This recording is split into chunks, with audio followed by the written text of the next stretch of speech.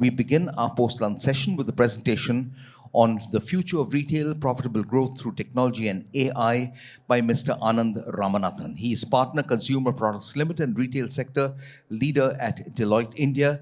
You will recall that they had released a report, a knowledge report just before the lunch session. We now make the presentation post-lunch about that report. Over to you, Mr. Anand Ramanathan.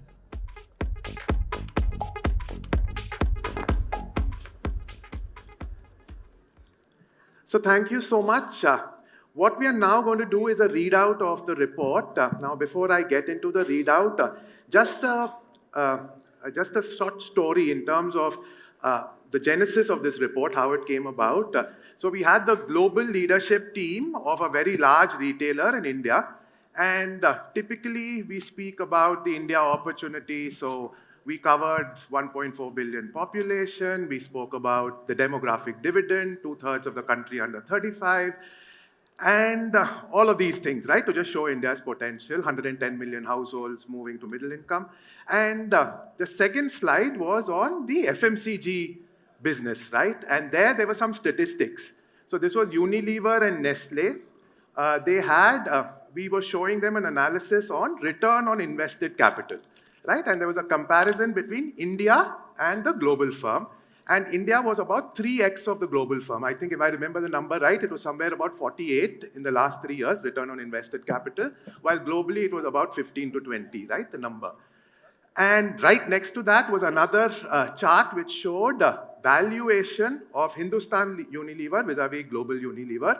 It was about 8x in India vis-a-vis 2x revenue multiple globally, right? So immediately the conversation was, if FMCG is so profitable in India, what is it that we need to do on retailer, given that they were a retail business? And that's when this entire story about profitability in retailing really came about. And what we did post that was to look at all of the different retail businesses in India, right? A lot of investor capital was going into customer acquisition, but how is it that we can retain customers better? How can we remove cost from the business? And a lot of these initiatives finally led to initiatives around technology and AI, right? And that's the genesis of this report, where we see that, again, these are statistics that we have across multiple retail businesses now. There's about 15 to 20% reduction in cost if you start looking at tech and AI and enabling some of that into your retail business. And there's a top-line improvement, right, of about 30 to 35%, which comes from just better customer retention, doing better upselling, cross-selling, all of that from understanding your customer better. But all of this obviously comes with a lot of investment, and hence you have to invest in a lot of things which are foundational, and then you build the insights on top of it, right? So that's broadly what this report will cover. And hence, if I just go into the market, see growth in India, I think there is universal consensus that this is going to be a great consumption story. You heard some of it in the morning. We in fact presented something about 6 months back where we actually showed that the retail market is going to double by 2030, right? So it's about 1 trillion today, and it's expected to become about 2 trillion by 2030, right? And again, if you look at what is driving a lot of this growth, like I said, about 110 million middle-income households and 14 million high-income households. So we keep talking about this mass-to-mass premium when we talk of consumption. A lot of it is driven by movement into high-income households.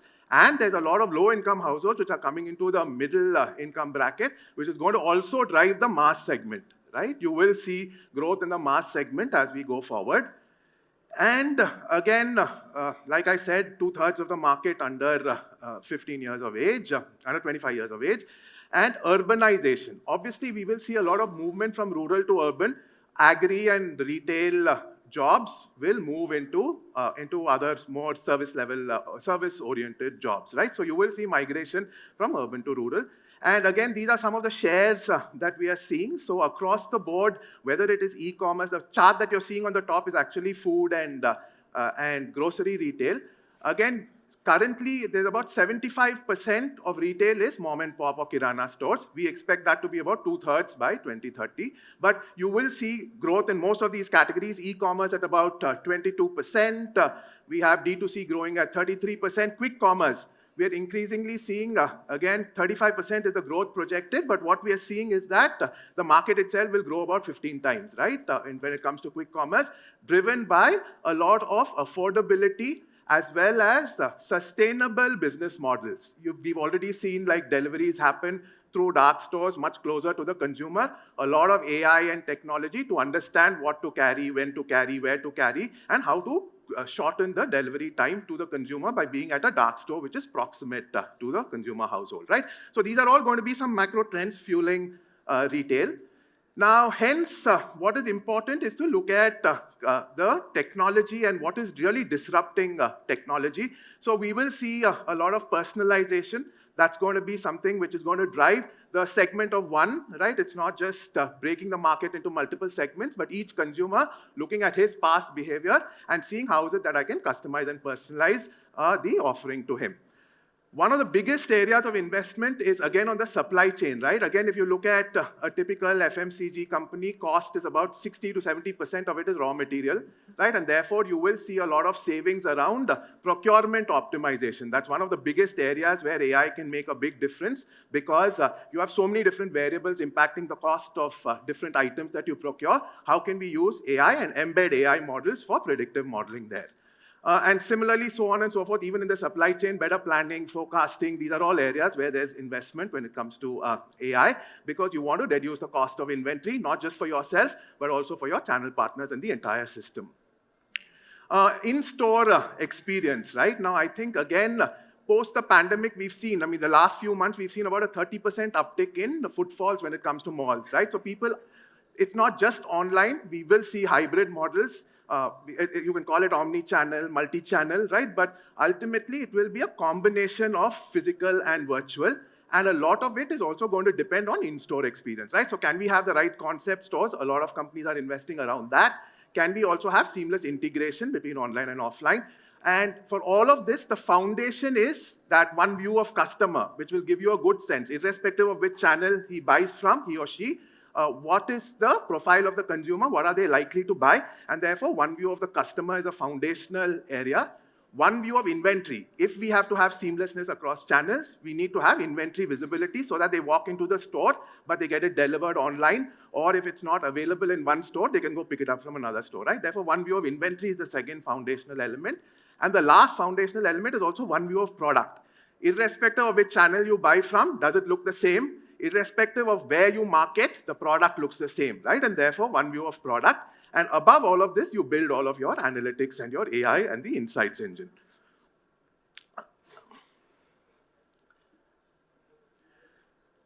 Then when we move to other parts of the value chain, like I said, it's not just yourself, right? It's also the sales and distribution channel.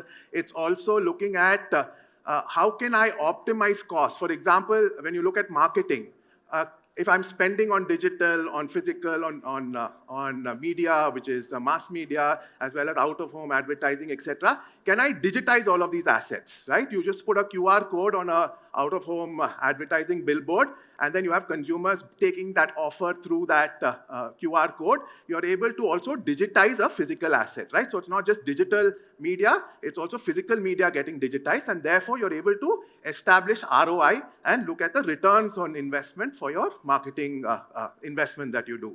Similarly, on sales and distribution, recommendation engines, that's the biggest area where we see a lot of investments. When the salesperson is going to a kirana store, can I get the right recommendation in terms of what the store should carry? What are other people in the catchment buying? And therefore, what product should I push, right? And therefore, this recommendation engine is something which drives a lot of future use cases when it comes to sales channels. Customer experience, we're seeing a lot of Gen AI and conversational AI. So can we look at chatbots, at that seamless after-sales experience coming in through investments in tech and AI? And finally, post-sales service. I think this is when we typically talk of any such intervention, there's a sales cloud, a marketing cloud, a service cloud, and a commerce cloud, right? So the service cloud is all about looking at better after-sales service and also predictive modeling, basis ownership, what else can I sell to a consumer, right? And therefore looking at the customer lifetime value rather than just looking at it as a one single transaction. Finally, driving profitability. So ROI comes from, like I said, 4 different broad areas. Can I have better growth? Can I understand the catchment better? Can I understand the consumer better? Can I get more top-line revenue from the catchment, right? So that's the first big area where you're seeing a lot of interventions. The second is profitability. Dynamic pricing. I mean, our e-commerce marketplaces have a great model when it comes to pricing. So can we learn from some of those experiences and push the right price, right? There are some consumers who will buy it at a high price. Why do you want to give them a discount, right? That's where the whole personalization option comes in. And similarly, one of the big areas is also fraud analytics. We had a client where from certain PIN codes, they were invariably getting a lot of returns, right? And therefore, you are able, through analytics, you build these propensity models where you say that if I get a customer with a certain background from a certain PIN code buying a certain class of products, what is the likelihood of it being a return, right? And therefore, these are all some areas where things like fraud analytics, etc., have come into play. And there's a lot of potential for AI to reduce the cost of doing business and also preventing any leakages that you might have in the system. Employee productivity, typically we have gaming, there's a lot of gaming that you can do in terms of building AI-led models where you give nudges, right, to the salesperson saying, these are the 2 things that you need to do today to meet your monthly target, right? Or you, if it's a very competitive environment, you talk about what is working with some of their peers in the same store, and therefore what else can you do to nudge him to sell better, right? Therefore, employee productivity is one big area. And finally, in fact, the most important of them all is better customer experience. That's where most of this starts in terms of looking at that customer in terms of a lifetime value of the customer and then seeing how can I provide a better customer experience to them, right? And that's where you see interventions around both customer service as well as more personalization and interaction with products. So I will end with this last slide. See, in the past 3 years, post the pandemic, we've been doing a lot of tech implementations for retail clients, and some of the learnings have been universal, right? And what are those universal learnings, right? One is align business strategy to your implementation, right? Typically, we'll have a CDO or a CIO drive things, never works.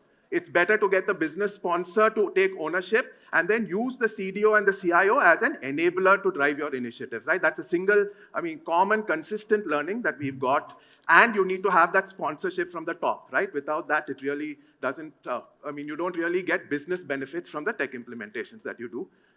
The second thing is adoption. Can't say this enough. Adoption, adoption, adoption. How is it that we drive adoption is more important than anything else, right? Therefore, it's okay if you're not making use of all the features and benefits. Typically, if you look at it, any software implementation which happens, only about 30% of whatever functionality is there gets utilized, right? But very important to drive adoption and make some efforts to get the last mile, right? A lot of our effort goes into the distributor salesperson, the outsourced promoter in the retail store, vernacularization of that training. Therefore, can we do a lot of driving adoption, I think, is another very critical aspect of successful tech implementation. Change management, right? Very closely linked to what I said about adoption. Can we look at controlling the cost of these? Some of these implementations are really huge. I did a recent, a jewelry company wanted to move to a more tech-driven jewelry company, right? The investment was about 100 crores for just the first phase. So some of these are like really big investments. So can you also ensure you have the right PMO, the right change management, the right people to drive business to use some of these expensive investments that you're making? Hence, very, very important. you just don't talk about implementation, but do I have the right change management and program management to drive all of this adoption and get people to use the models that are getting implemented, right? So these are some of the learnings in the last 3 to 5 years. They might seem very simple and intuitive, but believe me, 9 out of 10 instances, the biggest failures happen when we don't look at adoption, when we don't look at alignment of top management and business objectives to outcomes, when we don't measure the implementation with some outcomes that we are achieving, right? Can you in the beginning itself say you want to improve your customer acquisition by X percentage, you want to improve customer retention by a certain percentage, you want to improve footfalls, and hold yourself accountable to some of these outcomes, and then do the change management effectively when you implement, right? So broadly, these are the learnings that we've had when it comes to profitable growth using tech and AI. And you'll see that the report has a lot more content and examples in terms of an Indian context where companies have or retailers have efficiently used tech and AI at the appropriate cost to get value from that investment. So thank you so much.